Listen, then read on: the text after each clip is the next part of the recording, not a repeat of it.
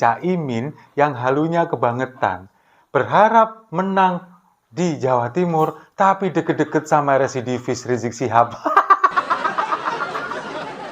Ngimpi kali Caimin ini dia.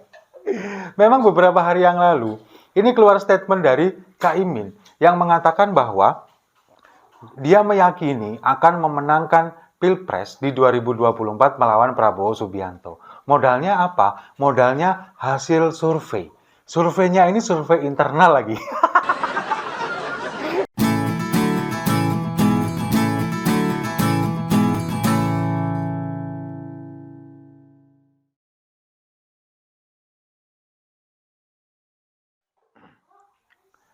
Salam damai untuk Indonesia, berjumpa lagi bersama saya, Papa Dimas. Info kali ini datangnya dari Caimin yang halunya kebangetan. Berharap menang di Jawa Timur, tapi deket-deket sama residivis Rizik Syihab. Ngimpi kali Caimin ini dia. Memang beberapa hari yang lalu, ini keluar statement dari Caimin yang mengatakan bahwa dia meyakini akan memenangkan Pilpres di 2024 melawan Prabowo Subianto. Modalnya apa? Modalnya hasil survei. Surveinya ini survei internal lagi. Lembaga surveinya namanya Polmark Indonesia. Dan siapa CEO-nya? Eep Saifullah Fatah. Dia itu konsultannya Anies di Pilkada DKI 2017, inisiator politik identitas. Nah, di survei itu, pasangan Amin atau Anies Caimin ini kemudian diprediksi menang satu putaran. Nah, beberapa hari kemudian ini buru-buru direvisi oleh Caimin. Katanya itu adalah hasil survei di Jawa Timur. Ini belum dilakukan survei seluruh Indonesia, itu adalah gambar perolehan suara mereka di Provinsi Jawa Timur. Karena Caimin meyakini bahwa suara di Jawa Timur ini cenderung ke PKB yang mayoritas adalah suara kaum Nahdliyin. Masyarakat Nahdliyin NU yang sangat kuat terutama di Jawa Timur. Dia meyakini itu. Dibuktikan dengan hasil survei. Tapi dia dengan keyakinan seperti itu, nah semalam ternyata dia dekat-dekat dengan residivis Rizik Syihab. Datang ke Petamburan, sowan bersama dengan Anies Baswedan.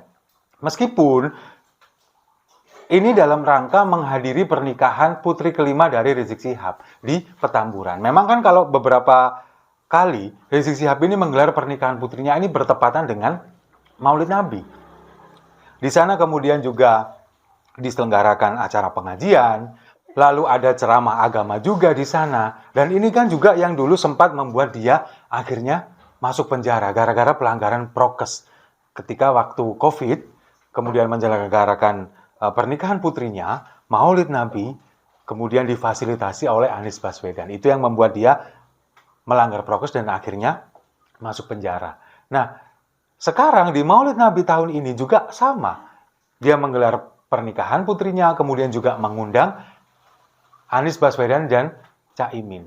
Nah, inilah yang kemudian di media sosial pada akhirnya membuat banyak pihak ini merasa bahwa nggak pantas seorang Muhaimin Iskandar, Ketua Umum PKB, datang sowan ke seorang residivis Rizik Syihab. Kenapa? Karena mereka menyayangkan Rizik Syihab ini dulu adalah sosok yang menghina almarhum Gus Dur. Ini sangat legend dan videonya pun akhirnya mencuat lagi. Bagaimana ketika dia diwawancara oleh TV One pada waktu itu, dia mengatakan bahwa Gus Dur ini adalah sosok yang buta mata dan buta hati. Lalu kemudian netizen ini merujak Caimin, mengatakan bahwa Caimin ini adalah pengkhianat Gus Dur, kemudian si Rizik Syihab ini adalah penghina Gus Dur dan mereka sekarang satu barisan. Klop, katanya begitu. Tapi ada juga yang mengatakan bahwa Caimin ini seharusnya tidak pantas untuk datang ke sana karena dia seorang ketua umum Partai Kebangkitan Bangsa yang katanya mewakili suara umat Nahdliyin, tapi datang ke seorang penghina Gus Dur, almarhum Gus Dur. Nah, tapi kalau kita melihat dari rekaman beberapa video, lalu kemudian juga capture foto, bagaimana kalau kita melihat wajah Caimin? Saya bukan memposisikan saya sebagai pakar gestur ya, bukan. Tapi kalau saya melihat wajah Caimin, kok bagi saya itu seperti dia tertekan begitu datang ke sana. Mungkin dia harus meruntuhkan egonya, dia harus memendam apapun itu demi untuk hasratnya. Dan kalau kita melihat wajah Caimin, terutama saya pribadi, ini seperti di benak Caimin sepertinya begini, ya Allah maafkan saya demi hasrat saya. Mungkin seperti itu. Nah, ini jadi akhirnya menimbulkan spekulasi, menimbulkan komentar banyak pihak yang tidak mungkin Caimin ini atau mungkin Anies Imin memenangkan suara masyarakat yang ada di Jawa Timur. Karena di Jawa Timur ini rata-rata umat Nahdien ini anti dengan Rizik Syihab. Meskipun ada beberapa, satu, dua, atau mungkin di salah satu wilayah, misalkan seperti di Pulau Madura. Mereka ini banyak sekali yang menggandrungi Rizik Syihab. Lalu di beberapa wilayah lain di Jawa Timur. Tapi kalau bagi saya, mereka itu bukan mengagumi sosok Rizik Syihabnya, bukan. Mereka yang menganggap bahwa dia adalah keturunan Nabi Muhammad, kemudian juga kalau kita misalkan tidak menghormati keturunan Nabi Muhammad, takut masuk neraka dan sebagainya, itu adalah doktrin-doktrin yang masuk ke beberapa gelintir orang yang ada di Jawa Timur. Mereka kemudian selalu menganggu-anggukan sosok habaib. Kemudian mereka selalu mengidolakan. Meskipun tidak sefanatik itu, tapi ada beberapa yang mengidolakan. Nah, tapi sebagian besar, percayalah, masyarakat Jawa Timur ini anti dengan Rizik Syihab, anti dengan Front Persaudaraan Islam, anti dengan kaum intoleran. Makanya kalau misalkan Anies Baswedan kemudian dengan Caimin datang atau dekat-dekat kepada Rizik Syihab, ini sudah dipastikan suaranya, apalagi di Jawa Timur, akan gelundung. Jadi jangan halu, jangan berharap akan memenangkan suara masyarakat di Jawa Timur, sementara kalian dekat-dekat dengan kelompok intoleran, dekat-dekat dengan residivis Rizik Syihab. Nah, kemudian juga, akhirnya ini menjawab keraguan banyak pihak, yang bagaimanakah suara kelompok 212, dukungan mereka ini diarahkan kemana? Kemarin kan sempat beredar bahwa kelompok 212 ini kemudian tidak akan mendukung Prabowo Subianto, karena kecewa dengan Prabowo Subianto yang merapat ke koalisi Presiden Jokowi, kemudian ikut menjadi Menteri Presiden Jokowi di Kabinet Indonesia Maju.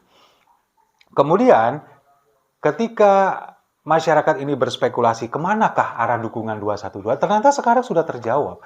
Rizik Syihab ini sudah mulai dekat-dekat dengan Anies Baswedan. Lebih tepatnya Anies Baswedan yang lebih dekat-dekat kepada Rizik Syihab. Karena apa? Karena tahu mereka ini yang memenangkan Anies Baswedan di Pilkada DKI 2017.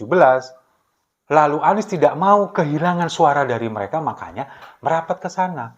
Lalu pendukungnya Anies Baswedan ini kemudian protes dengan banyaknya statement yang bermunculan. Mereka mengatakan bahwa ini loh acara Maulid Nabi. Kenapa kok digoreng-goreng ke isu politik? Ya iyalah, Anies datang dengan Caimin. Sementara Anies dan Caimin ini adalah baca pres dan baca wapres.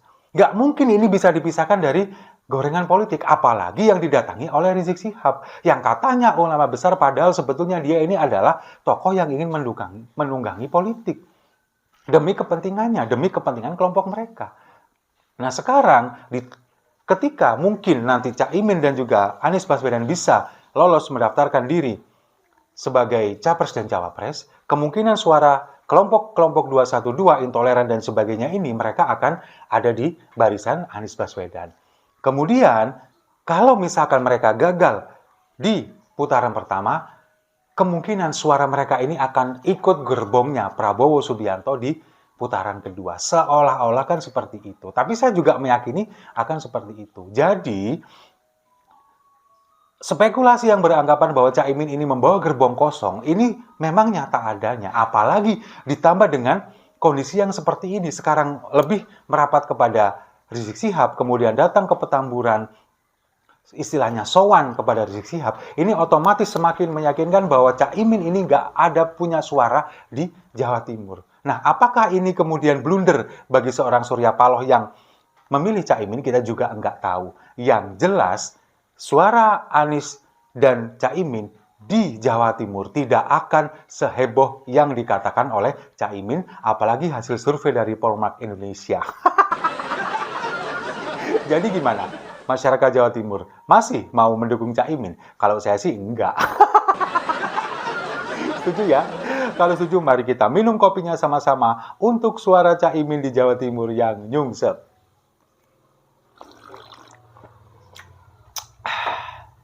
Saya rasa itu. Terima kasih sudah menyimak. Jangan lupa like, komen, dan subscribe. Sampai jumpa di video-video saya selanjutnya. Gerak cepat, Indonesia maju.